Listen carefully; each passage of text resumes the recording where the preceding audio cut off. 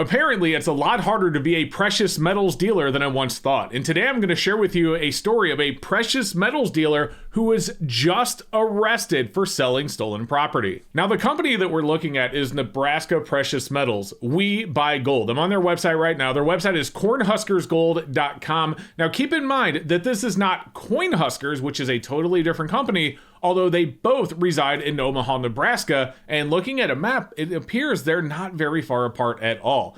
But Nebraska Precious Metals is who we are talking about, and this is their website. So it says we buy gold, and if you scroll down, it says what we offer. It says Nebraska Precious Metals is a heavy buyer and supplier of gold and silver bullion, coins, loose diamonds, and diamond jewelry. We have over 30 years of experience, so on and so forth. However, apparently that was not enough for them, because if you scroll down, they have expanded this right here: gift cards, tools, and electronics.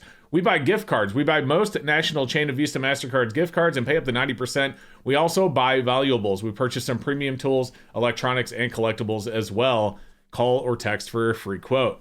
Now, to me, that sounds more like a pawn shop, right? Because if you think about a pawn shop, not only do they sell gold and silver and coins and buy your gold and silver and coins, but they also buy old electronics and tools and old DVDs and a bunch of other junk as well. That sounds exactly like what a pawn shop is. But in this case, they quite literally are listed as a precious metals dealer, and that was their primary business for at least a long time. So I'm going to show you that and show you what they were accused of doing and why they are both now sitting in jail. But before we do me a favor, don't forget to like and subscribe and help us continue to grow. We're almost at 250,000 subscribers, and I'd love for you to be one of them.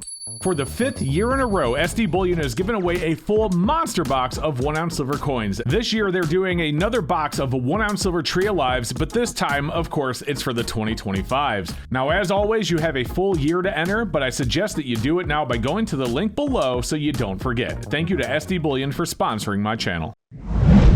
Okay, so what did this precious metals dealer do to get arrested, and how did he get caught? Well, stick with me because I'm going to show you a number of things here. First, I want to look at this article right here. So this was actually posted today, this morning apparently, talking about this. I think the story officially broke yesterday though.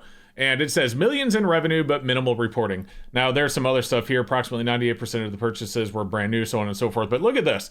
Right here, it says millions in revenue, minimal reporting. This business reportedly generates between $2 million and $3 million in annual revenue from precious metals and jewelry sales.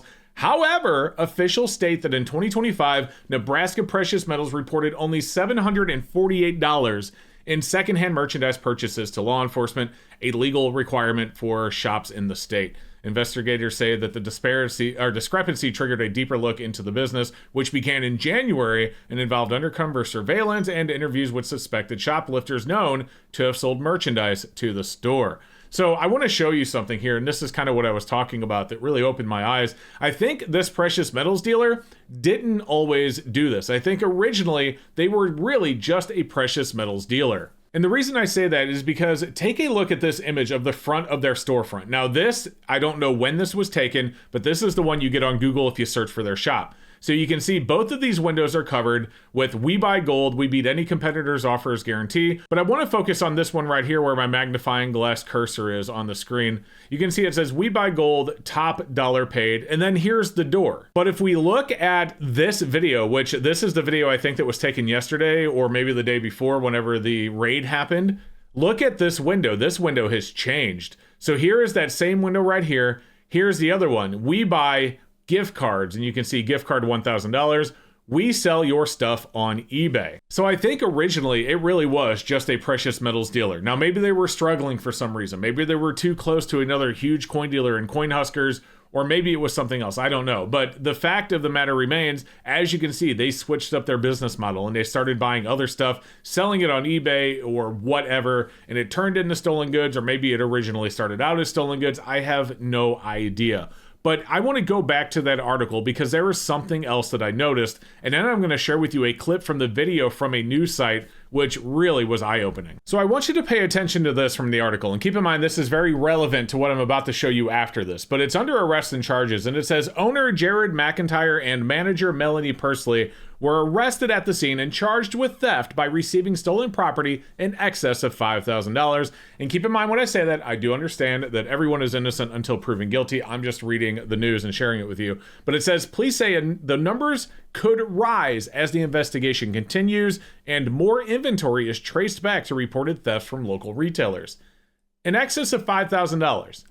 Granted, in excess can mean $10,000, but you should see what's in this video. In fact, take a look at this. Now, this video comes from KETV Newswatch 7, and I will put a link for the full video down below if you want to see it. I'm just going to share with you enough that falls under the terms of fair use. But remember back in the article where he said that in excess of $5,000, that's what they're being charged with, and it could be higher as more of the property is identified.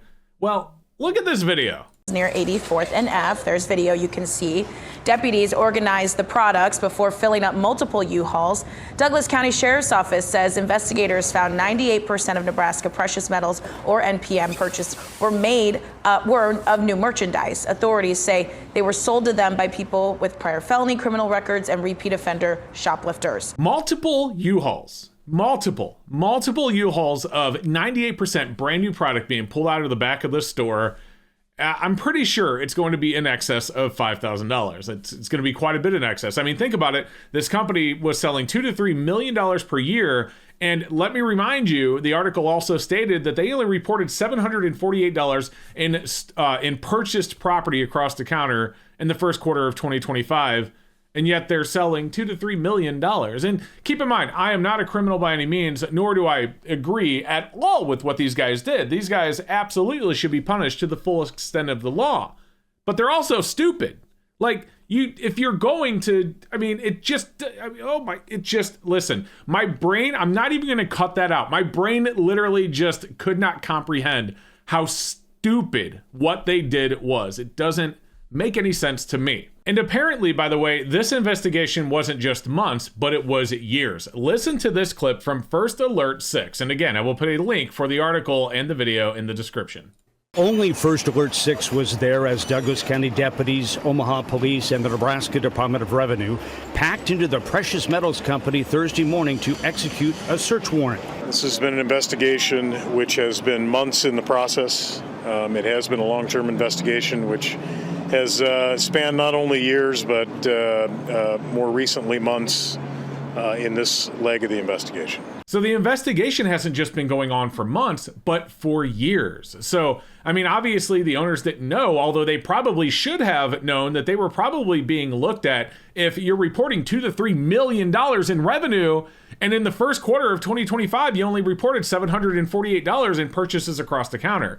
Now, obviously, I have no idea how this investigation went down or what they did, but I would imagine that they probably sent detectives in with merchandise that it was brand new in the box without a receipt, and then they sold it to the company to see if they then would report that purchase back to the state like they were required to do. So when they did not do that, clearly that was probably enough for a warrant, a search and seizure, and to arrest both the owner and the manager of Nebraska Precious Metals. So what do you think? Let me know with a comment down below. And I want to reiterate one more thing. As I said earlier, their website was cornhuskersgold.com, not Coinhuskers, a totally different company.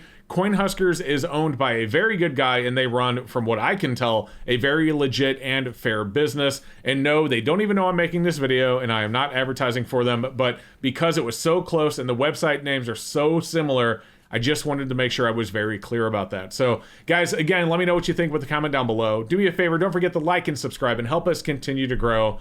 And have a great rest of your day. We'll see you next time.